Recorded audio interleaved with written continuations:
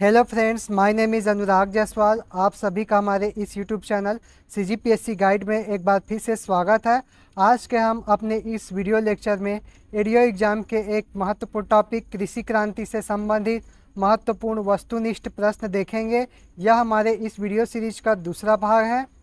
यह topic ADO exam के लिए बहुत ही महत्वपूर्ण है, इसलिए आप लोग इस वीडियो को अंत तक ज़रूर देखें। आप लोगों को एग्ज़ाम में बेनिफिट ज़रूर होगा। तो चलिए हम लोग अपने आज की इस वीडियो लेक्चर को प्रारंभ करते हैं।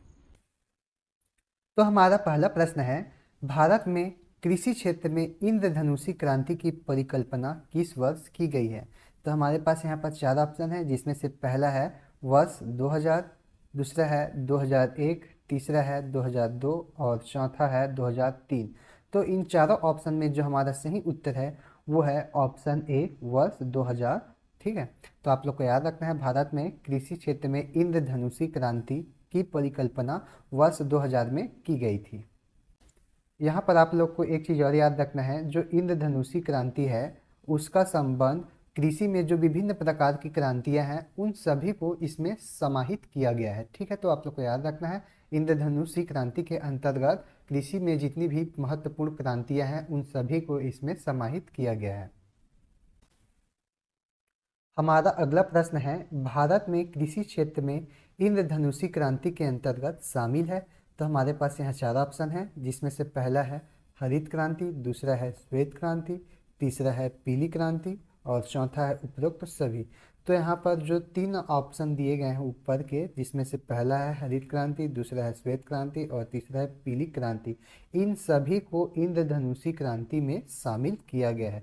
तो आप लोग को याद रखना है, इंद्रधनुषी क्रांति के अंतर्गत कौन कौन से शामिल है, हरित क्रांति, श्वेत क्रांति और पीली क्रांति। तो हमारा जो सही उत्तर होगा वो है ऑप्शन डी, उपरोक्त सभी। हमारा अगला प्रश्न है, नॉर्मन बोरलॉग को किस वर्ष पद्म विभूषण प्रदान किया गया। तो हमारे पास यहाँ चार ऑप्शन है और इन चारों ऑप्शन में जो हमारा सही उत्तर है वो है वर्ष 2006। तो आप लोग को याद रखना है, नॉर्मन बोरलॉग को किस वर्ष पद्म विभूषण प्रदान किया गया। तो 2006 में भारत सरकार द्वारा नॉर्मन बोरलॉग को पद्म विभूषण प्रदान किया गया। इसके अलावा आप लोग को याद रखना है, नॉर्मन बोरलॉग को विश्व में हरित क्रांति के जनक के रूप में जाना जाता है। तो आप लोग को याद रखना है, यदि आप लोगों से प्रश्न पूछा जाए नॉर्मन बोरलॉग को किसके जनक के रूप में जाना जाता है, तो हरित क्रांति के जनक के रूप में जाना जाता है। और यदि भारत में हम लोग बात करें हरित क्रांति के जनक कौन थे, तो भारत में हरित क्रांति के जनक स्वामीनाथन। ठीक है, तो आप लोग को याद रखना है, भारत में हरित क्रांति के जनक कौन थे, स्वामीनाथन। और भारत में हरित क्रांति को व्यापक रूप से कब अपनाया गया था, तो वर्ष 1966-67 के दौरान भारत में हरित क्रांति को व्यापक रूप से अपनाया गया था। और इस दौरान भारत के जो प्रधानमंत्री थे वो कौन थे, तो उस समय भारत के प्रधानमंत्री इंदिरा गांधी थी, इंदिरा गांधी। इसके अलावा आप लोग को याद रखना है, जो हरित क्रांति है वो कौन से फसल के लिए अधिक लाभदायक हुआ, तो वो है गेहूं। और गेहूं के बाद दूसरे नंबर पर कौन सा है, चावल। तो ये सभी चीज़ें आप लोगों को याद रखनी है। हमारा अगला प्रश्न है, हरित क्रांति के कारण गेहूं के बाद कौन सी फसल की उत्पादकता में वृद्धि हुई। तो हमारे पास यहाँ चार ऑप्शन है, जिसमें से पहला है मक्का, दूसरा है चावल, तीसरा है बाजरा और चौथा है ज्वार। तो हमारा जो सही उत्तर है वो है ऑप्शन बी, चावल। तो आप लोग को याद रखना है, हरित क्रांति के कारण गेहूं के बाद कौन सी फसल की उत्पादकता में वृद्धि हुई, तो वो फसल है चावल।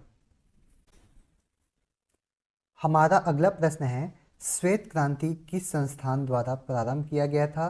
तो हमारे पास यहाँ चार ऑप्शन है, पहला है राष्ट्रीय डेयरी विकास बोर्ड, दूसरा है राष्ट्रीय डेयरी अनुसंधान संस्थान, तीसरा है कृषि मंत्रालय और चौथा है उपरोक्त में से कोई नहीं। तो हमारा जो सही उत्तर है वो है ऑप्शन ए, राष्ट्रीय डेयरी विकास बोर्ड। तो श्वेत क्रांति किस संस्थान द्वारा प्रारंभ किया गया था, राष्ट्रीय डेयरी विकास बोर्ड।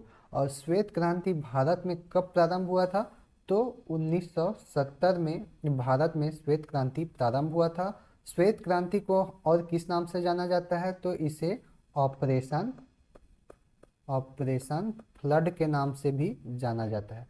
तो आप लोग को याद रखना है, श्वेत क्रांति 1970 में प्रारंभ हुआ था, जिसे ऑपरेशन फ्लड के रूप में जाना जाता है। और श्वेत क्रांति कौन से उत्पादन से संबंधित है? तो दुग्ध उत्पादन से संबंधित है। ठीक है, तो आप लोग को याद रखना है, दुग्ध क्रांति या श्वेत क्रांति एक ही चीज़ है। और आप लोग को याद रखना है यहाँ पर जो 1970 में दुग्ध क्रांति या श्वेत क्रांति भारत में आई थी, उसका श्रेय किसको जाता है? तो उसका श्रेय वर्गीस कुरियन, वर्गीस कुरियन। हमारा अगला प्रश्न है, अमूल के संस्थापक चेयरमैन कौन थे? तो हमारे पास यहाँ पर 4 ऑप्शन दिए गए हैं, जिसमें से पहला है त्रिभुवन दास किसी भाई पटेल, दूसरा है वर्गीस कुरियन, तीसरा है उपरोक्त दोनों, और चौथा है उपरोक्त में से कोई नहीं। तो हमारा जो सही उत्तर है वो है ऑप्शन ए, त्रिभुवन दास किसी भाई पटेल। तो आप लोग को याद रखना है, अमूल के संस्थापक चेयरमैन कौन थे? त्रिभुवन दास किसी भाई पटेल। हमारा अगला प्रश्न है, विश्व दुग्ध दिवस कब मनाया जाता है? तो हमारे पास यहाँ पर 4 ऑप्शन है, जिसमें से पहला है 1 जून, दूसरा है 26 नवंबर, तीसरा है 1 दिसंबर, और चौथा है उपरोक्त में से कोई नहीं। तो हमारा जो सही उत्तर है वो है ऑप्शन ए, 1 जून। विश्व दुग्ध दिवस कब मनाया जाता है? 1 जून को मनाया जाता है। और आप लोग को याद रखना है 26 नवंबर, 26 नवंबर को क्या मनाया जाता है?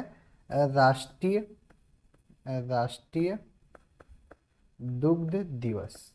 राष्ट्रीय दुग्ध दिवस कब मनाया जाता है? 26 नवंबर। और 26 नवंबर को किनका जन्म दिवस होता है? तो 26 नवंबर को भारत में जो दुग्ध क्रांति के जनक हैं, कौन है दुग्ध क्रांति के जनक? वर्गीस कुरियन। तो 26 नवंबर को वर्गीस कुरियन जी का जन्म दिवस होता है, और इसी अवसर पर क्या मनाया जाता है भारत में? राष्ट्रीय दुग्ध दिवस। हमारा अगला प्रश्न है, वर्ष 2023-24 में भारत का दुग्ध उत्पादन कितना है? तो हमारे पास यहाँ पर 4 ऑप्शन दिए गए हैं, और इन चारों ऑप्शन में जो हमारा सही उत्तर है वो है ऑप्शन ए, 239.30 मिलियन टन। तो वर्ष 2023-24 में भारत का जो दूध उत्पादन है वो कितना है? 239.30 मिलियन टन। और आप लोग को याद रखना है, भारत में श्वेत क्रांति से पहले, भारत में श्वेत क्रांति से पहले दुग्ध उत्पादन कितना होता था? तो लगभग ये होता था 20 मिलियन टन के आसपास, और अभी वर्तमान में यह कितना पहुंच गया है? लगभग 240 मिलियन टन के आसपास।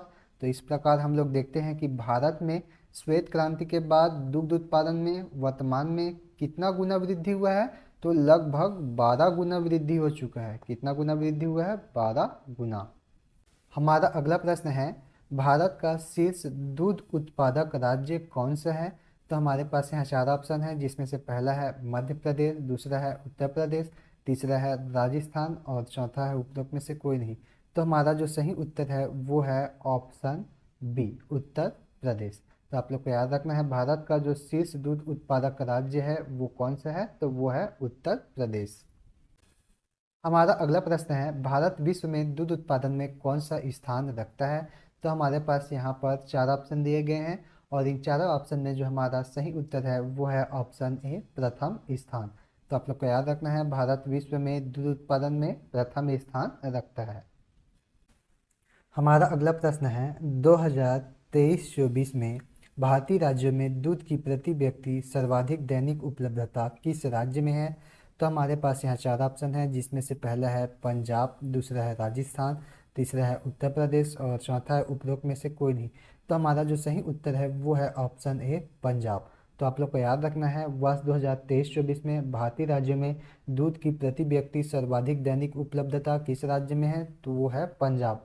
और पंजाब में प्रति व्यक्ति जो दैनिक दूध उपलब्धता है वो कितनी है?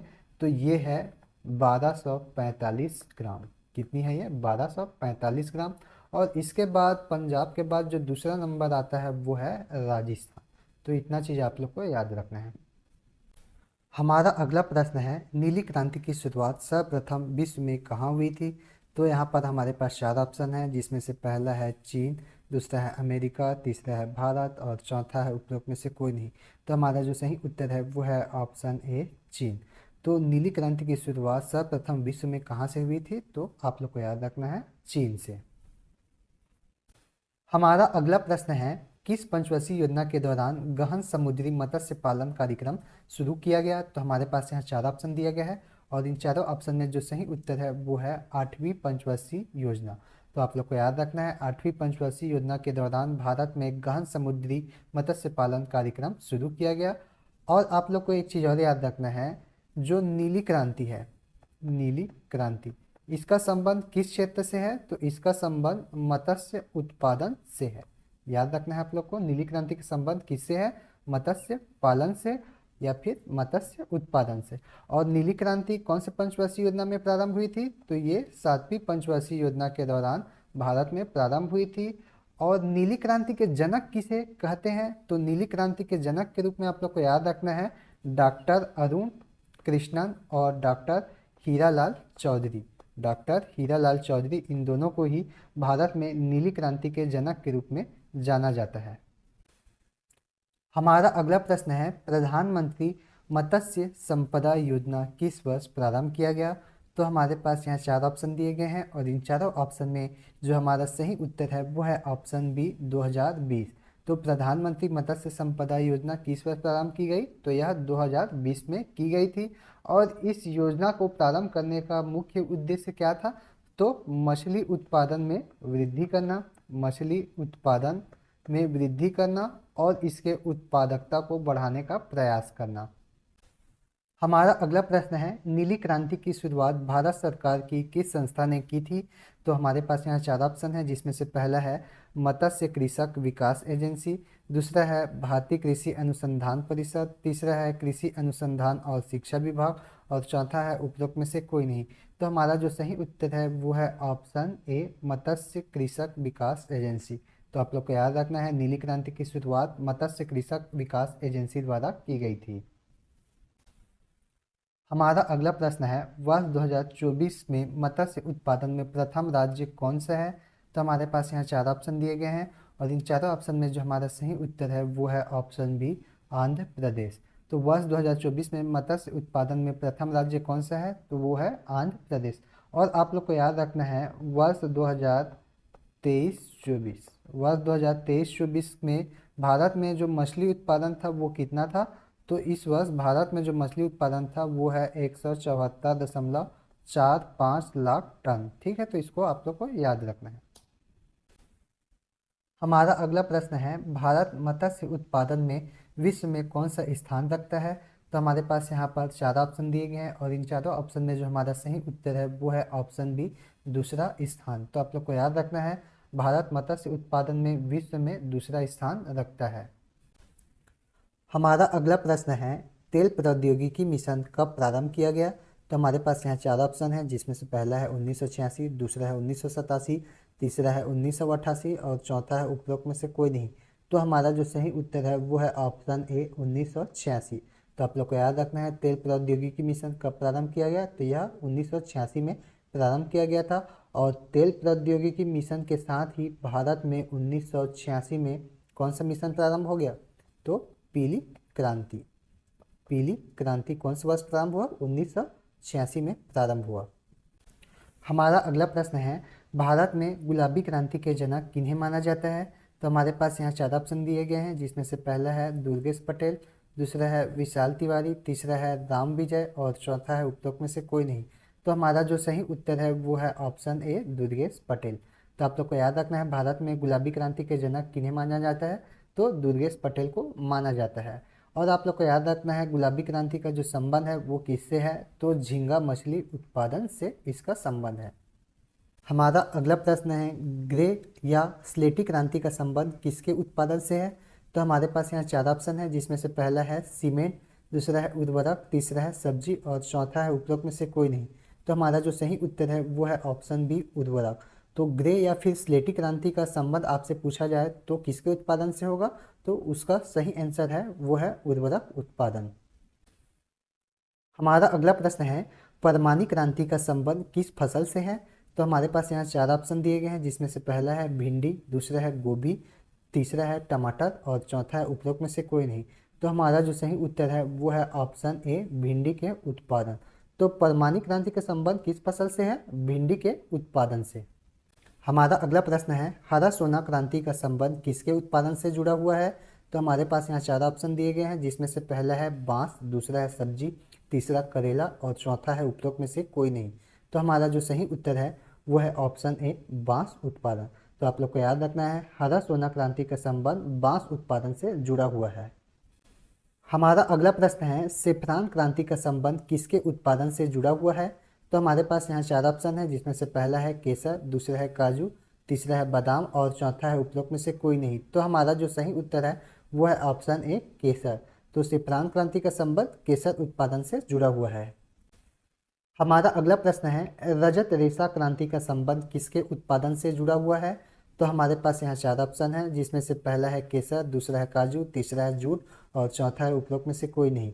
तो हमारा जो सही उत्तर है वो है ऑप्शन सी, जूट। तो आप लोग को याद रखना है, रजत रेशा क्रांति का संबंध जूट उत्पादन से जुड़ा हुआ है। तो यह था हमारा आज का वीडियो लेक्चर, जिसके अंतर्गत हम लोगों ने कृषि क्रांति से संबंधित जो महत्वपूर्ण क्रांतियां हैं उनके बारे में देखा है। यदि आप लोगों को यह वीडियो पसंद आया तो इस वीडियो को अपने दोस्तों के बीच में ज़्यादा से ज़्यादा शेयर कीजिए। इस पर लाइक और कमेंट करना न भूलें। साथ ही हमारे इस चैनल को सब्सक्राइब जरूर करें। आज के लिए बस इतना ही। धन्यवाद।